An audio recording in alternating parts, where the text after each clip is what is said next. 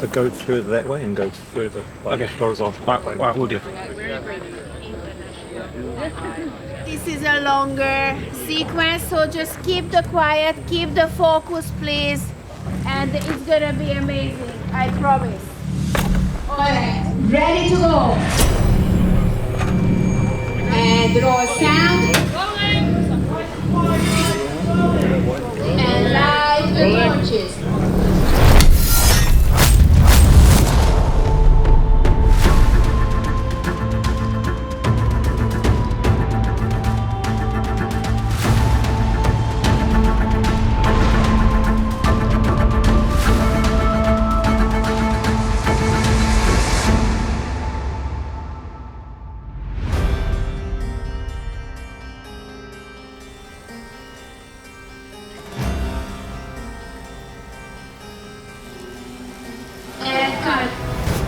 The night we shot on the Riverlands Army encampment was really special. We started with the drone shot as you come into the encampment to get the last of the evening light. And then it was this anticipation of waiting for the first setup as darkness fell. We wanted the scene to be visceral and bloody and surprising. Now I had this time of my life. It's like a vicious attack, and it's done in that guerrilla warfare style, and that starts with the execution of Lord Piper. I always think about that Joe Pesci, De Niro, Goodfellas, though. No. Joe Pesci stabbing the body, going in and out really fast. And De Niro's like, and Pesci's like, what's up? And De Niro's like, I don't know, I think you wouldn't be able to get the blade in that fast through the ribcage. Slit. Poor Antonio's throat. First day I met him, and he's 6'3" or something, and I'm 5'10", 5'11" on a good day. So I'm just going to practice jumping on the box. All right. Be careful with that. Yeah, we'll do. It's one of the most embarrassing things ever. They gave me a little platform to stand on so that I could cut his throat. And I thought, God, there's nothing rock and roll about this at all, is there, really? Which is supposed to be so cool. Those real moments. All my street credits go instantaneously. The violence in the show is never meant to be gratuitous. It's meant to show how to be a fighter in this era, you had to be committed to ending lives close up and personal where you could see the cost of it. That camera's there, yeah? Get over here. And then I'll just maybe Cole and his men lose the armor when they're out in the battlefield. So we've gone with the camo makeup. So it's mud they found in the local area, and they've covered their faces. Everything's raw this season, everyone's unkept. So it's more grime, more sweat, more dust. They look great. They look like proper guerrillas. And the whole idea of them arriving into this Riverlands Army camp and setting it all on fire was a great challenge. Art department in particular had to build a fantastic set of tents on location. So those camps are all subject to the weather. It's been a very dry summer, and so the big burns we have to do back at the studio, where we've got fire engines and it's totally controllable, and then drop those in with visual effects. For the tent burning sequence, we can actually do CG fire. A lot of shows and Marvel movies would do that.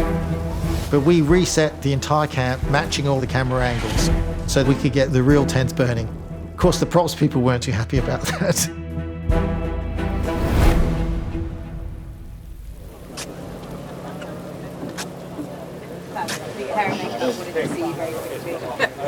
All the way over there. Yeah. Ready? Yeah. Ready. Let's come back to a quick check. Enjoy that, Fred. Shooting the Cole and Gwaine storyline was so much fun, and one of my favorite scenes is when they're in the bog.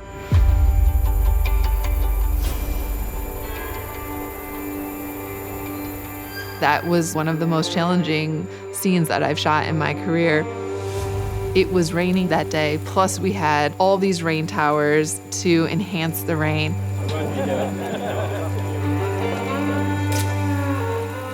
And I think being out there in the rain, in the elements, we all felt like we were actually trying to get out of this bog. When we were scouting the bog, we wanted to make sure it really felt like our characters were sinking as they were walking. What people don't know is, if some of these holes in the bog are really deep, if you stop, you will get stuck. Like quicksand, which is kind of exciting. And we had to put in a pontoon to get the crew and our techno crane onto that set. All right, all good, all happy? Okay.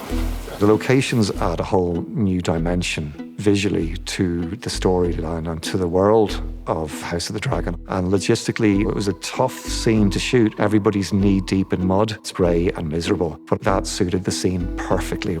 And then try to find a place where you don't see until we move you around. I'm a bit of a sadist as a storyteller. I like to write these things and then trust that other people are going to go to these locations.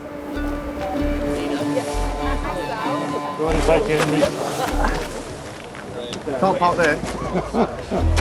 But it's really to de-romanticize the idea of what Cole's campaign would have actually been like in a real-world scenario. Oh, fuck. I don't know what I'm doing. I'm so sorry. I'm so sorry. It was my fault. I think trudging through the bog was probably the most challenging stunt of this entire shoot. But it was so much fun. It looks so good. Give me Vanna Herzog. Come on. When we came out from the bog, we knew we made something very special, and it's gonna show their miserable journey. It's shouting out from the screen.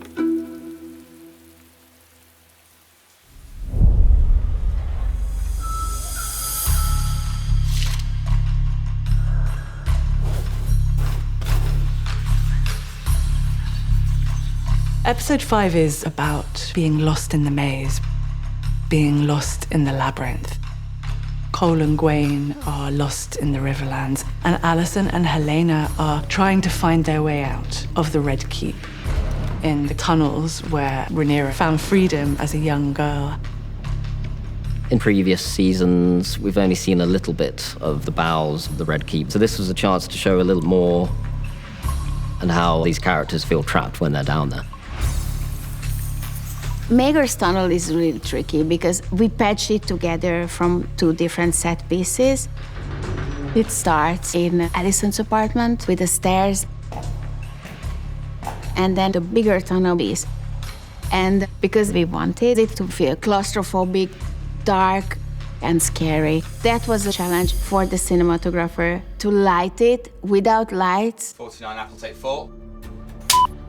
In Maegor's tunnels, there's no holes for light anywhere, and the 2 characters are only carrying a candle in a little lantern. So I did several tests where I introduced ambient cool light and handheld lights, but we ended up using only the candle. And the amount of light that it gives is literally an arm's length, which was super real. It was genuinely so dark down there. There's no acting required. That was good, wasn't it? That was scary. Super good, yeah. Working with Olivia's the best. Olivia's one of my best friends in the world, and I love working with her so much. If you keep up with me. Oh, I love working with Fia. She's so imaginative. And I think there's a lot of energy always bubbling in her mind, and that comes across in her performance. Maybe there's a moment where you feel it with your hand. This is such a weird thing. Thank you. All right, here we go. To me, that was such a fun scene because there was a cat that came in and it would meow. And so I said, cut! And the crew thought that I yelled, cut. That was cut. Cut! Oh, I thought you said, I'm so sorry, I thought you said cut. There was cat. Cat and then cut. Yeah. Oh, I think it's fine. I'm going to meow now instead. Okay, copy that. Meow!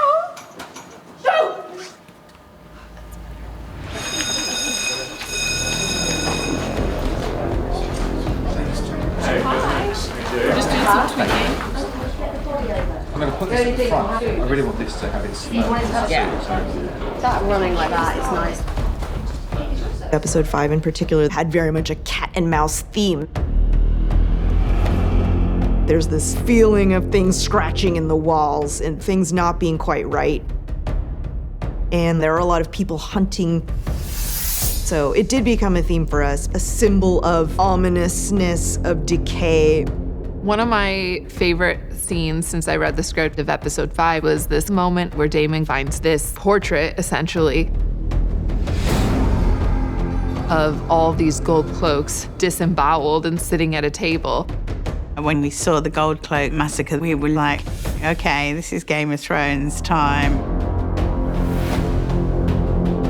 One's getting a cut throat, one's been stabbed in the eye. There's so many descriptions of how somebody can die. And Waldo and I have gone through so many reference books to replicate it realistically. But luckily, because a lot of our crew do this kind of stuff all the time, we're no strangers to having to look at horrific reference. So, unfortunately, it is part of the job. You're my good side, yeah? Absolutely. So we've got some of our gold cloaks for our biggest prosthetic day. They've all been stabbed in their eyes, so we've generated these lenses, which at the moment haven't had the lumps of clotted blood and gore laid on top, so everything looks very clean and pretty much like a toy at the moment. When we apply this makeup, we'll peel open the actual wound. Then we stick this to the iris, like that, and position it under the eye. And then we match up with the stab lines in the actual eyeball. And these are the test pieces which don't have any eyebrows punched yet, so when the eyebrows come in, it just adds that realism. We've also got a whole assortment of neck slashings. And then 4 of them will also be disemboweled. Holy shit. With guts that are attached to their stomachs that will be linked to the table. Are you good?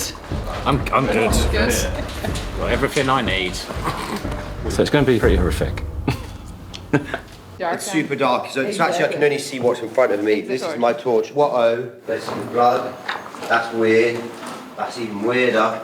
Holy mother of God. And it's where the... And then... to here. It's tough at the top, boys, eh? It's always kind of cool when there's a great set piece like that. Even the level of detail on those guys is pretty fucking bonkers, isn't it? How did you feel the first time you walked in and saw this? Impressed, actually. It does look really brilliant. But, yeah, that's no consolation. One of our dead gold cloaks is Luther Largent, played by Tom Cullen, and he came in for a scan so we can do a slit throat and just stabbed out eyes. Another day at work. I've had a face scan and they've shown me what they're going to do. It's great. It looks grisly and horrible. Yeah. This isn't like the scenes we don't do scenes like this. Is that Emma? Yeah, it is. Hey, Babs. Hey, you look amazing. I feel amazing. Yeah. The only sad thing is that I wish that I was dying on camera, but being found dead is just as good.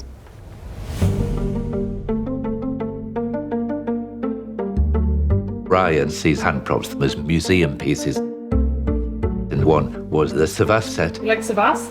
Yeah, excellent. which George Martin devised. It's not been seen in House of the Dragon nor Game of Thrones. Anybody that reads the books knows Savas, which is sort of Westerosi chess. And the game was never fully described. So the fun of this is getting to build out what we know and then expand where there are holes. Welcome to Savas. There's references in the books to them not being able to see each other's setup, or like the setup might start and then you can see it. So we included a screen for the beginning of it, which when the screen is in, everybody calls it House of the Dragon battleships. And then the screen comes out and everybody's like, oh, it's House of the Dragon chess. Funny enough, those 2 games and Stratego were mentioned as George R. R. Martin's reference points for Savas. We played them all as a team so that we could combine them into this. The synopsis that stuck with me is it's Risk meets chess. So very complex, multi-layered, but loads of fun and just amazing work from the prop department. It was actually really humbling. It was one of these moments where I was aware of how much work and attention goes into this job. I remember thinking, there's so much craftsmanship, there's so much talent on this board alone. The Sevastopol was the favourite prop this season. So much concepting and referencing went on, meetings with Ryan to make sure that things were moving in the direction that he wanted. Is this going to be clear that it's a game board, it's not a design? I think we're going to take back a little bit of the design work and we can make each tile a larger triangle. Yeah, so it's like more visible. In developing this, the pattern on the table is taken from an old Roman fresco. And in keeping with the Footly aesthetic, we worked to make sure that every piece and every colour suits the vibe of Footly. Ryan very much wanted it to feel like a Footly Pass Me Down. Because it's a Footly board, this could have leather embossing. Season 3 budget. Everything's leather lined. Everything's leather lined. Everything's embossed. Yes, I'm wearing leather shirts now. Are you? Yep. Pass me the torch. I don't think they would have had that back then. They wouldn't have had that, but the standbys are allowed it. So if you look, it shows you the 5 moves of the pieces on the day. And this is all just so that the actors can really quickly get on board. We coached them up on the game, and we talked a lot about choosing the right time to bring your dragon in. And the irony, of course, being season 3 story of House of the Dragon is very much, when do I bring my dragons into it? I was lucky. Let's start again.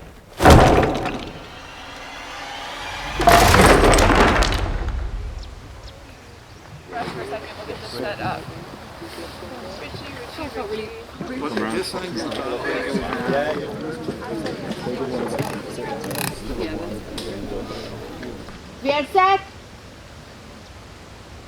All right, here we go. At the end of episode 5, Cole gives his speech to his men. And we had lots of conversations about what that looked like and what the line was of too much or not enough, and how to make the audience feel like the team had come to its end. We wanted to ground it in a real character and emotion and human experience, and I think Fabien metabolized all of that. Putting them out in this very real environment, I think, helped to put them in the shoes of the character, the very wet shoes of the character. We have suffered much, and though we languish now, in the darkness, we will not lose heart. The speech was one of the scenes where we spent a lot of time finding the right balance. When we first started, we chose to do more of a war chant, something to really bring the men up and get them going. And the stranger will offer us rest when our day is fucking done! In the end, we saw it as their final prayer before they go on this impossible mission and give themselves up for the realm. And the smith. Let the smith bless us with his strength. It ended up turning to a really beautiful scene. Really nice work, guys. This is a guy who's trying to ultimately die with his own agency. You see this very pure expression of what one man sees knighthood as, and Fabien's performance of it speaks for itself.